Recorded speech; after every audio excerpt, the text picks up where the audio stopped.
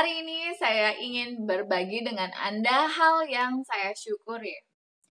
Kemarin pagi sekitar jam 7-an baru saya buka WA grup keluarga kami. Di sana biasanya berisi di mana orang tua saya juga mengirimkan renungan pagi tapi dalam bentuk tulisan.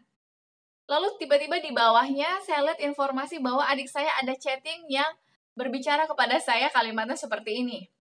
Nas, kamu salah sebut tanggal loh di video renungan pagi hari itu, yang harusnya renungan pagi 18 Juni, tapi saya sebutkan dalam video saya adalah 19 Juni. Jadi saya salah menyebutkan tanggal.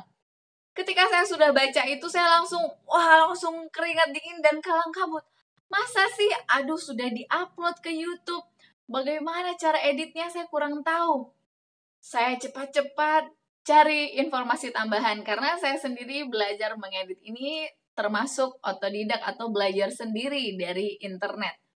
Jadi saya coba cari di YouTube, saya cari kata kunci bagaimana mengedit video yang sudah diupload di YouTube. Cukup banyak pilihan tapi saya harus mensortir lagi yang mana yang betul-betul saya perlukan. Akhirnya saya menemukan satu video yang memang mengajarkan saya bagaimana untuk memotong bagian tertentu agar boleh nanti video itu tergabung lagi dengan baik. Saya sangat berterima kasih kepada Tuhan, saya pun diberikan ilmu baru. Akhirnya saya mencoba menerapkannya pada video saya yang kemarin. Jadi saya potong bagian tanggalnya karena memang tidak bisa lagi saya masukkan video yang baru. Tapi saya hanya bisa memotong bagian yang salah dari video itu. Saya pun mulai mengedit dan setelah selesai saya sudah tinjau, akhirnya saya simpan video itu. Saya tahu saya masih banyak sekali kekurangan dalam menyampaikan bacaan renungan pagi kita. Tapi saya bersyukur saya kembali mendapatkan masukan yang positif. Jadi saya rindu untuk kedepannya untuk lebih baik lagi agar tidak lagi ada kata-kata tanggal yang salah penyebutannya. Inilah hal yang sangat saya syukuri, bagaimana ketika saya memiliki masalah, pergumulan atas kesalahan dan kekurangan saya, Tuhan membantu saya mendapatkan solusinya untuk memperbaikinya. Meskipun itu tidak sempurna seperti yang seharusnya, karena saya mengedit sudah jam 7-an pagi, sedangkan mungkin orang lain sudah selesai mendengarkan renungan pagi. Tapi setidaknya saya berusaha untuk memperbaiki kesalahan saya. Saya rindu Anda pun dapat memiliki hal yang Anda syukuri. Mulailah dari hal-hal yang sederhana, yaitu hal-hal yang kecil. Baik, mari kita lanjutkan bacaan renungan pagi kita hari ini di tanggal 19 Juni dengan judul Dengan Rekreasi yang Menghasilkan Sukacita. Ayat intinya tertulis di dalam Mazmur 5 ayat yang ke-12. Tetapi semua orang yang berlindung padamu akan bersukacita. Mereka akan bersorak-sorai selama-lamanya.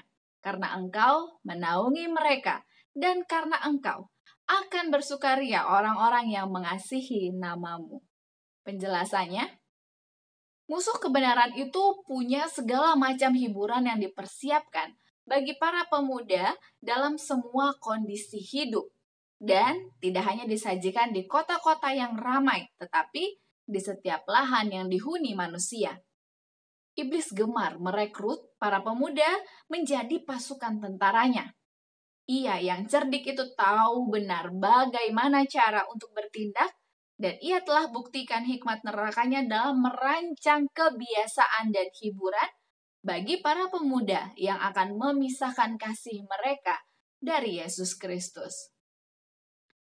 Sekiranya Kristus datang di antara perhimpunan yang asik dalam permainan dan kesukaan mereka yang sia-sia, akan kedengarankah lagu yang hikmat dari suaranya dalam ungkapan berkat mengatakan, damai sejahtera bagi rumah ini?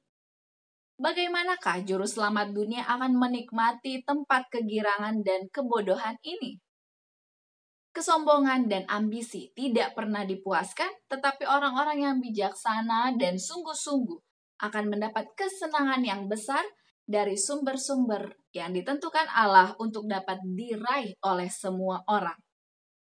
adalah suatu kesempatan dan menjadi tugas bagi umat Kristen untuk menyegarkan semangat dan memperkuat tubuh mereka oleh rekreasi yang tidak mengandung dosa, dengan maksud menggunakan kuasa jasmani dan pikiran mereka untuk memuliakan Allah. Janganlah rekreasi kita suatu kegembiraan yang tidak berguna. Jangan membentuk rekreasi yang bukan-bukan atau yang sia-sia. Kita dapat mengatur rekreasi itu dengan cara yang baik sehingga akan membawa manfaat, meninggikan pergaulan dengan siapa kita bermain, meningkatkan mutu keahlian kita dan mereka untuk lebih sukses bila memasuki tugas-tugas yang dibebankan kepada kita sebagai orang Kristen. Agama Kristus adalah menggembirakan dan meninggikan dalam pengaruhnya. Aplikasinya bagi kita hari ini, mari kita mulai menyisihkan waktu khusus dari sekian banyaknya kegiatan kesibukan kita untuk berrekreasi.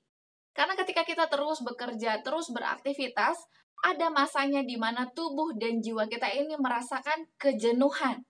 Dengan berrekreasi, kita akan kembali mengisi, merefresh kembali, baik jasmani maupun rohani kita dengan kekuatan yang baru. Dianjurkan agar kita boleh berrekreasi, pergi ke alam, menikmati alam ciptaan Tuhan, di mana kita dapat berhubungan langsung dengan Tuhan dan melihat bahwa kuasanya begitu luar biasa. Slogan kita, awali hari ini dengan renungan pagi.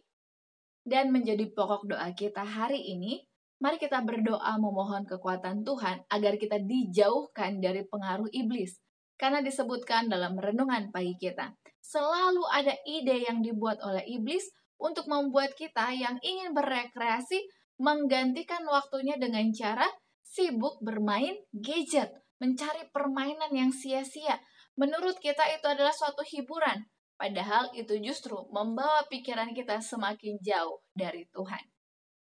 Mari kita berdoa untuk hal itu. Jika ada di antara Anda pun yang ingin turut didoakan, mari Anda dapat menuliskan usulan doa Anda di kolom komentar di bawah ini, beserta dengan kesaksian dan juga hal-hal yang Anda syukuri. Terima kasih banyak. Esok hari mari kita bertemu kembali untuk melanjutkan bacaan renungan pagi kita. Sampai jumpa, kiranya Tuhan senantiasa memberkati kita semua, khususnya di hari Sabat ini yang penuh dengan berkat. Amin.